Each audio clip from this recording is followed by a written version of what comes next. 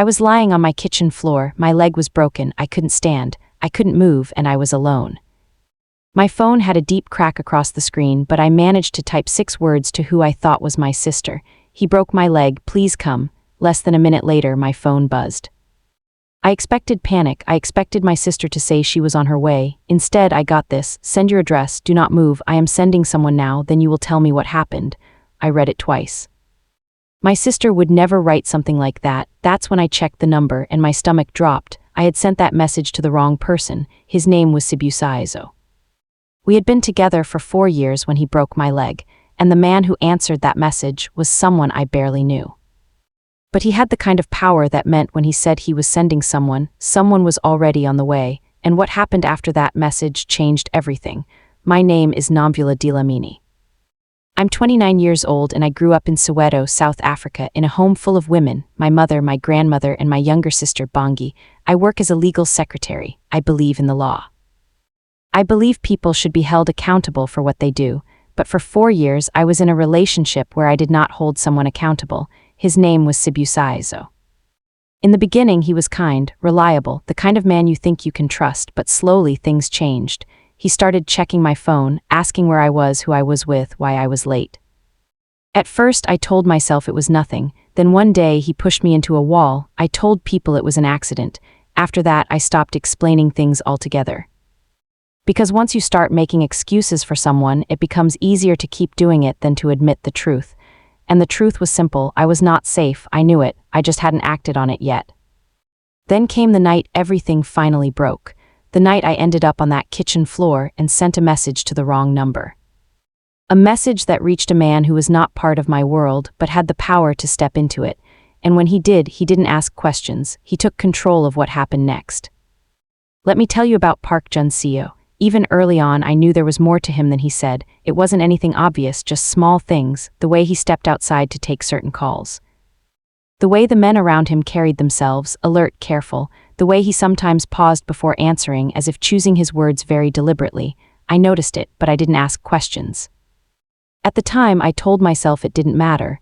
We met at a restaurant in Santon called Kimchi House. My colleague Priya had been insisting we try Korean food, and one Wednesday evening we finally went. The place was small and busy, filled with the smell of grilled meat and spices.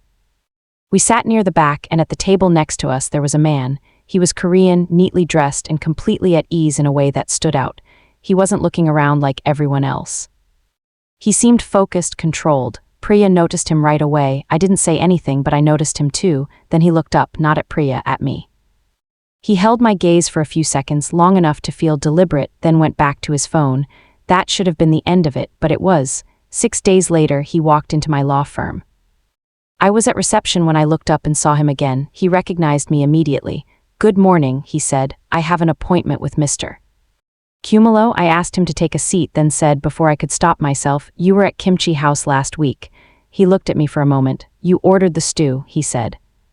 "You weren't sure about it at first, then you liked it." I stared at him. "You noticed that?" "I noticed things," he said. "That was how it started. It wasn't romantic, not at first." We spoke a few times when he came to the office. The conversations were simple, careful. He listened closely. He never rushed. Eventually, he asked me for coffee. He did it with a note he left at reception. "If you are willing, coffee on Saturday, no obligation, Park Jun-seo." I went. We talked for over 2 hours. He told me he worked in property and import business, that his family in Seoul was complicated. I told him about my life, my family, and my work. What stood out wasn't what he said. It was how he listened. He didn't interrupt. He didn't check his phone. He paid attention in a way most people don't. When we left, he said, "You are easy to be honest with." I didn't know what to say to that, but I remembered it. There was something else I didn't tell him. I didn't tell him about Sibusaizo. I didn't tell him I was already in a relationship, that things had started to change, that the man I lived with had begun checking my phone, questioning me, watching everything I did. I didn't tell him I had already been pushed once. I told myself it wasn't serious. I told myself it would pass. So I saved Jun-seo's number in my phone as Park J, client. I told myself it was just conversation, just coffee, nothing important. I didn't know then that his number would be the one I would reach for on the worst night of my life. There is one more thing you need to know. About 6 months after we met, his older brother came to Johannesburg. His name was Jin Hyuk, and he was not the kind of man who traveled without a reason. I didn't know it at the time. But he had already heard about me, and what he chose to do with that information is what set everything else in motion. It was a Thursday in October. Sibusiso and I had been arguing more and more in the weeks before that night. The arguments were no longer about one thing, they were about everything. He had changed. He checked my phone. Questioned where I went, timed how long I was gone, watched everything. I had changed too. I had started to see it for what it was. That night it started with my phone. He had gone through it again. This time he found a number he didn't recognize, Junseo's number, saved under a different name. He saw the call history. To him, that was proof. He came into the kitchen while I was making dinner. His voice was quiet. That was when he was most dangerous. He showed me the phone. I told him the truth, that Junseo was a client, a friend, nothing more. He said I was lying. I said I was. He said I was making him look like a fool. I told him something I had never said before. I don't need permission to have a conversation. That was the moment everything changed.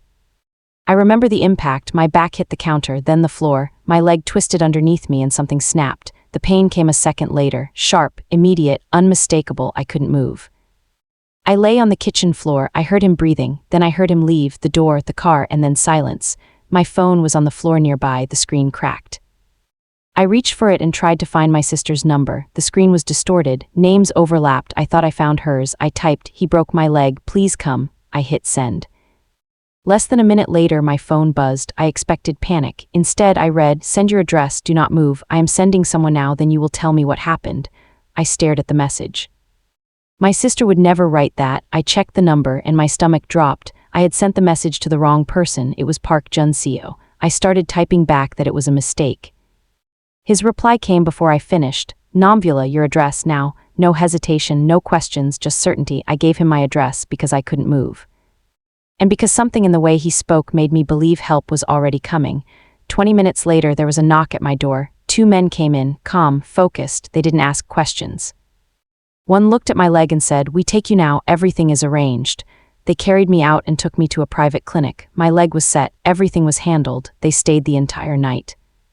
Later I called Junseo. He answered immediately. "How bad?" he asked. "Broken," I said. A pause. "Who did this?" Sibusiso. Another pause. Then he said, "I see." Just that, no excuses. No questions, just understanding. "Rest," he said. "We will talk tomorrow." I didn't sleep. I kept thinking about what he had said earlier. "I am sending someone. We will discuss what happens next." Relief and something else, something I didn't fully understand yet, because for the first time, someone had seen what happened to me and treated it like it mattered. The next morning, Park Junseo came to the clinic. He was dressed the same as always, calm, controlled, but something about him felt different, more serious. He sat beside my bed and looked at my leg, then at me. "I need to tell you something," he said. "Go ahead," I said. He paused, then spoke plainly. "My family's business is not just property," he said. "There are other parts of it, things that don't operate through normal systems." I didn't say anything. He continued. "My older brother, Jin Hyuk, runs most of it. He came to Johannesburg 6 months ago." I felt my chest tighten. "He learned about you," Junseo said. "How?" I asked. "I mentioned you to someone I work with." "He heard about it. What did he do?" I said. Junseo didn't look away. "He contacted Sibusiso." The room went quiet. "He gave him information about us," Junseo said. "Our meetings, our calls." He made it sound like something more than it was. I stared at him. "He wanted Sibusiso to confront you," he said, "to end our contact." My voice felt distant. "So that night, he already believed something was happening," Junseo said. "What he saw on your phone only confirmed it." I swallowed. "Your brother set that in motion," I said. "Yes, you gave information about me to a man you didn't know," I said slowly. "A man who hurt me." "I did not give it," he said, "but my world did." That landed. I looked at him for a long moment. "You understand what that means," I said. "Yes, it means I was not just dealing with Sibusiso," I said. "I was dealing with something your family started." "Yes," I took a breath. "Did you know?" I asked. "No," he said. "I found out after your message." I believed him. That didn't make it easier. I looked away. For a moment, neither of us spoke. Then I said quietly, "I want you to leave." He stood immediately. "I understand," he said. He paused at the door. "I am sorry," he said, "for what happened, for what my family caused." I nodded once. "That matters," I said, "but it's not enough, not yet." He didn't argue. He left. I lay there in the quiet room and finally let myself feel it, the truth of it, what had happened. What had been set in motion without my knowledge? This wasn't just one man losing control. This was something that had been pushed in that direction, and I had been the one caught in the middle. My sister came the next day. Bongi walked in, saw my leg and stopped. She didn't say anything at first. She just sat beside me, took my hand and held it. Then she asked quietly in Zulu, "How long?" I said, "Long enough." She nodded. She understood. After a moment she looked around the room. "This place isn't cheap," she said. "Who's paying for this?" I told her about Junseo. Everything that mattered, the message, the men who came, what he said. She listened without interrupting. When I finished, she asked one question: "Are you going to report him?" "I don't know," I said. She leaned forward. "Nomvula, you work in a law firm, you have proof." "You are not alone in this." I didn't answer. She held my hands tighter. "I know the system isn't perfect," she said, "but staying silent won't protect you, it protects him." That stayed with me. Priya came 2 days later. She walked in, looked at my leg and got straight to the point. "Tell me which advocate you want," she said. "I'll call them today, not if I was reporting him, just when." "Priya," I said. "What?" "I'm going to report him." She nodded once. "Good." She sat with me for a while, talking about small things until I felt like myself again. When she got up to leave, she paused at the door. "You've spent years being strong for the wrong person," she said. "Try being strong for yourself." The door closed. I lay there for a long time, thinking about everything Bongi had said, everything Priya had made clear. And for the first time, I didn't hesitate. I was going to tell the truth. 3 weeks after I left the clinic, I walked into a police station. My leg was still healing. I had a senior advocate with me. My statement was ready. I sat down and I told the truth. Not a softened version, not excuses, everything. What happened in the kitchen, the injury, the message I sent, all of it. It wasn't easy. There were questions, doubts, delays. Moments where I understood why so many women stay silent, but I didn't stop. Sibusaizo was arrested. The case would take time. The law doesn't move quickly, but the truth was on record. What he did was named. That mattered. A few weeks later, I went home to see my grandmother. I told her everything. She listened quietly, then said, "You went to the police." That was the right thing. She took my hand. "Sometimes the system is slow," she said, "but silence helps the wrong person. Speaking up matters." I sat with that, everything that had happened. Everything I had finally said out loud, 6 words, sent to the wrong number, and a moment where I stopped protecting someone who hurt me and started telling the truth instead. That was the moment my life changed, because I finally chose myself. Thank you for listening to this story. If it meant something to you, there's more like it here. You're always welcome to come back for more.